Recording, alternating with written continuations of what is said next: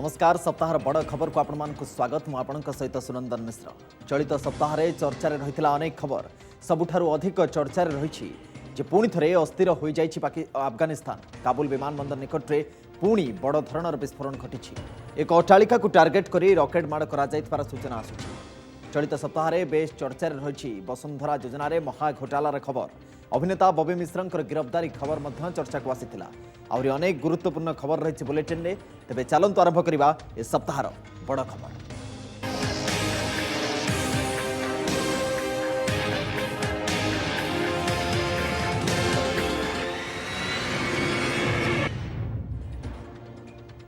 Bulletin आरंभ करवा अफगानिस्तान अस्थिरता प्रसंग सत होइछि अमेरिका राष्ट्रपति जो बाइडेन सतर्कवाणी काबुल विमान बंदर निकट में पुणी बड़ धरणर विस्फोरण घटी एक अट्टालिका को टार्गेट कर रॉकेट माड़ कर सूचना आसूची।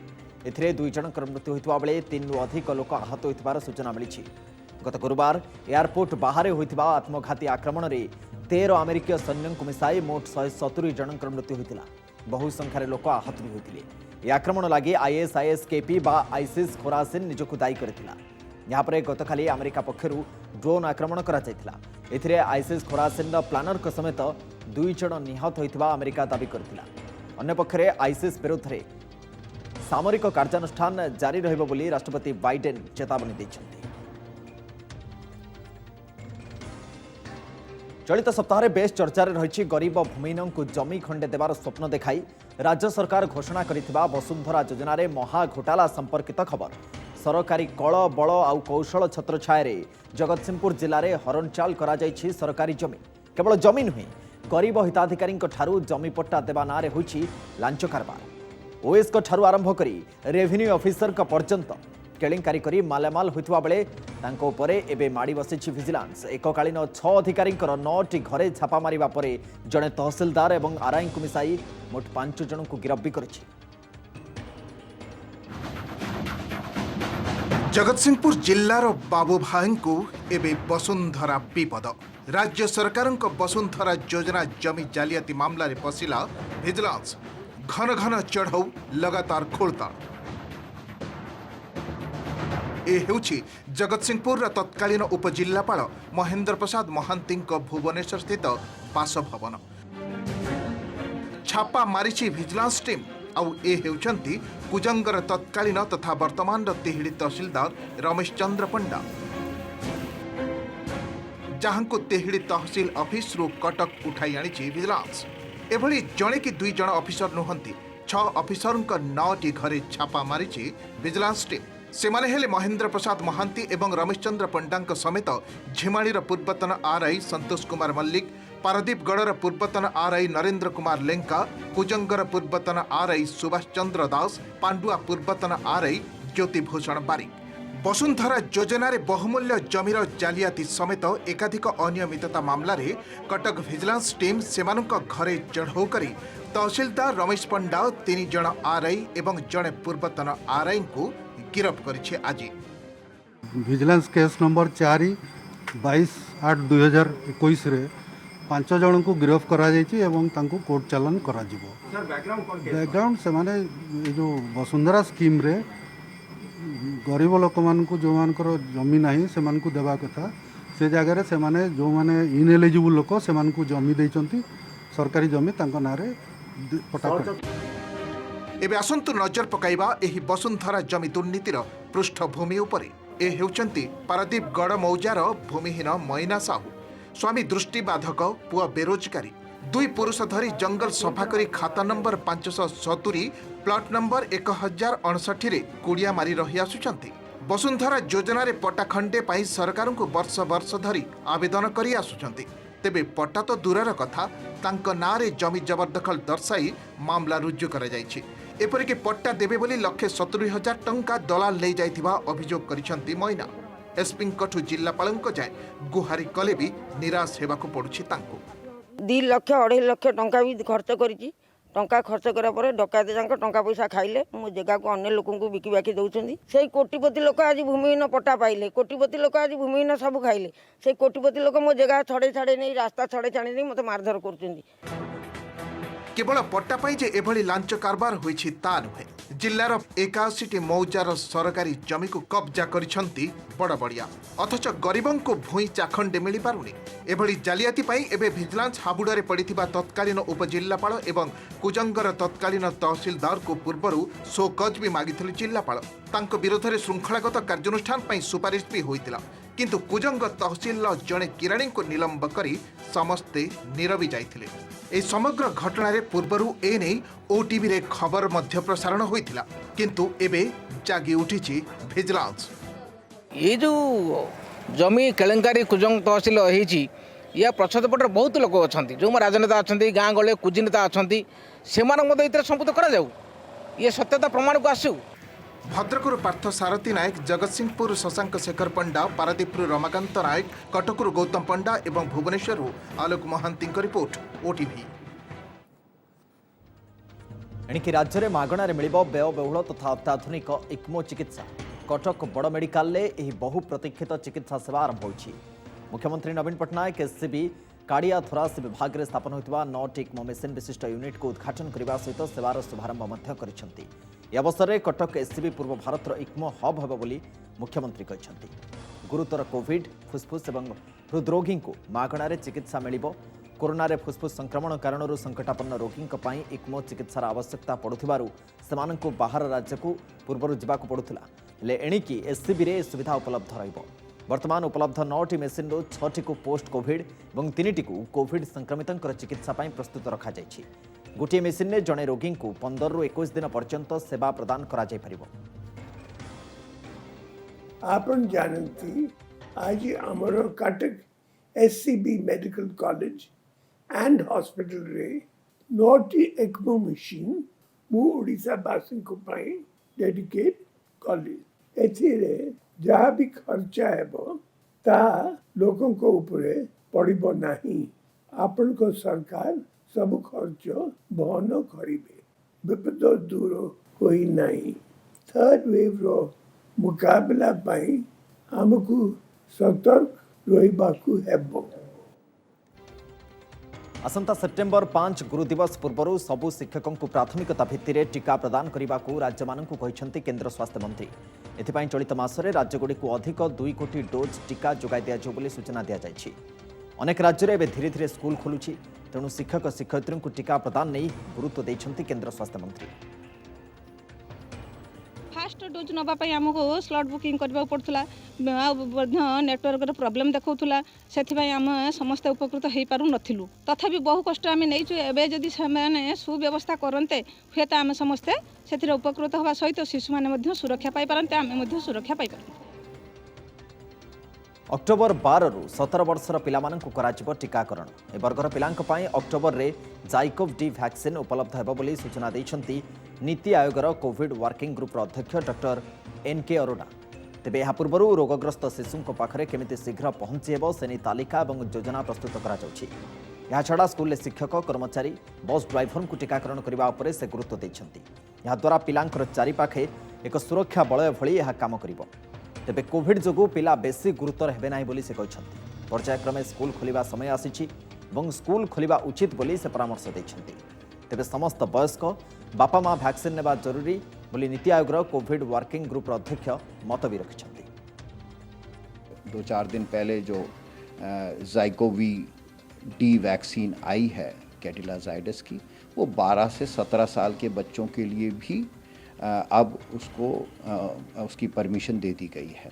ये वैक्सीन जो है अक्टूबर के पहले हिस्से में किसी टाइम पे आएगी। उससे पहले ये एक पूरा कार्यक्रम बना दिया जाएगा कि ऐसे बच्चे जिनको कोमॉर्बिडिटीज़ हैं या बीमारियां हैं उनको कैसे कहां पर ये टीका लगाया जाएगा। कोविड लहर में दोहली जाइथिबा अर्थनीति को गति देबाकू केंद्र घोषणा करिथिबा जातीय मोनेटाइजेशन पाइपलाइन बा एनएमपी रे ओडिशार भी रहिबो सहयोगर हाथ। 12टी मंत्रालयर 20 प्रकार संपत्ति को पीपीपी मोड रे चलाइबाकू केंद्र नैथिबा निष्पत्ति मध्यरु ओडिशार रहिछि अनेक प्रकल्प। भुवनेश्वर एयरपोर्ट, पारादीप बंदर, किछि होटेल शिल्प एवं जातीय राजपथ को एथिरे सामिल करा जाइछि। घरोई संस्था यार विकास एवं परिचालना करिबो आ ताठारु राजस्व आदाय करिबे केंद्र सरकार। अर्थनीति विशेषज्ञ मतरे ए योजना देशर अर्थव्यवस्था को सुधारिबारे बड़ भूमिका तुलाइबो। जातीय मोनेटाइजेशन पाइपलाइन योजन 4 वर्षरे 6 लाख कोटी आय लक्ष्य रे केंद्र सरकार एही योजना रे राज्य रे क्यों प्रकल्प को शामिल करा जिवो। नीति आयोग पक्षरु प्रस्तुत जातीय मोनेटाइजेशन पाइपलाइन रे शामिल अछि बिजू पट्टनायक अंतर्जातीय विमान बंदर, Paradip port trust, Bhubaneswar Kalinga Ashok hotel और पुरीर होटेल नीलाचल। एहासह राज्यर किछि जातीय राजपथ को मध्य एही योजना रे शामिल करा जायछि। सेगुड़िक हेला पुईतला सुनाखला, सुनाखला भुवनेश्वर, भुवनेश्वर पुरी, चंडीखोल भद्रक, भद्रक बालेश्वर और चंडीखोल पारादीप रास्ता। एनएमपी जरिया रे एही प्रकल्प गुडी को पीपीपी मोड रे चलाइबा पई अनुमति दिया जिवो। जो घरोई संस्था एहार विकास और परिचालना करिबो ताठारु राजस्व आदाय करिवे केंद्र सरकार। यह शुणिबा परे एसबु संस्थारे काम करुथिबा कर्मचारी मनरे नाना आशंका प्रकाश पाइछि। अर्थनीति विशेषज्ञ किंतु एभली निष्पत्ति को स्वागत करबा सह यह देशर अर्थनीति पई भलो बोली कहिसथि। घरे संस्था माने सेमान तांकर मन इच्छा सेमान तांकर कार्य कर आम मान को पैसा ठीक भाव में देवे नहीं। तापरे द्वितीय कथा है सरकार आजिकल जो नियम करछंती सेतरे आमे एकजुट होई लड़ाई करि परिबुनी सरकार का विरुद्ध रे। ये सब मेन पॉइंट से माने घर मालिक मैंने लाभवान हे प्रचुर आकार आम मैंने बहुत क्षति सहू। एसेट आइडल होगी पड़ुची एवं एसेट जिते आइडल होची सेतिकी तार क्षति होची एवं जिते सेगुड़िक रिवाइव करहब जिते जल्दी सेगुड़िक फलप्रद हम रिटर्न आसब एवं सेथुरु जो अर्थ आसब सीटा आम चेष्टा करिबा जे किबळी ओडिसा रे अधिक अर्थ जदि विनियोग हब ताहा ओडिया लोकंकु बा ओडिसा को साहाय्य करिवो। नीलाचल अशोक होटेलटा तो प्राय 15 वर्ष होला ताला पड़िकी रही। तापर कलिंग अशोकटा को सेमाने चलई पारनांती जेहेतु होटेल चलैबार एक्सपर्टीज नाही।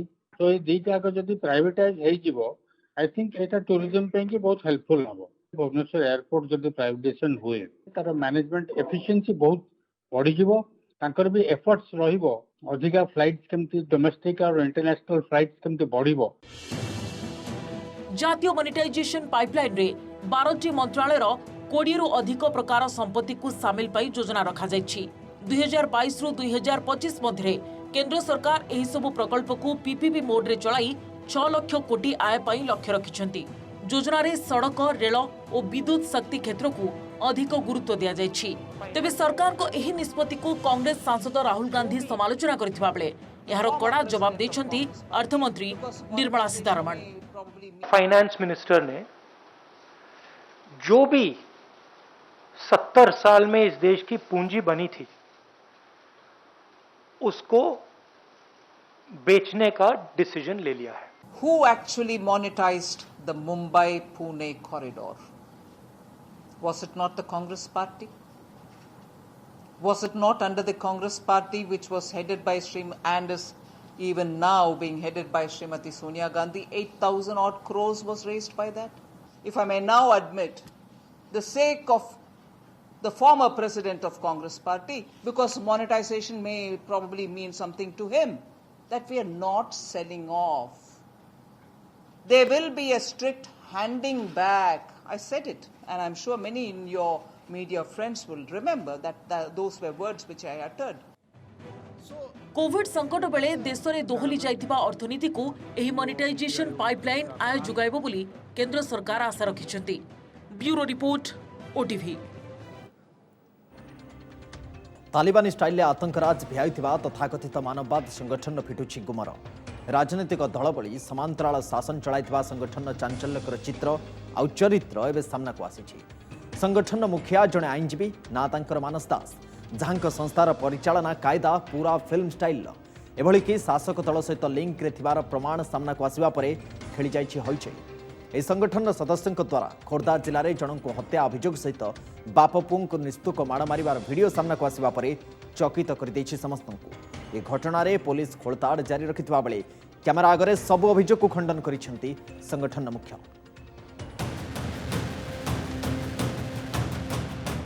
मनीष हुए भी पशु भली बर्बरता संगठनर नाम मानववाद रखी निरीह मनीषों को निर्घात प्रहार। सरकार और शासन व्यवस्था थाई भी तालिबानी स्टाइल निर्यातनार सांघातिक चित्र सामना को आसिबा परे फिटुछि संगठनर चित्र और चरित्र।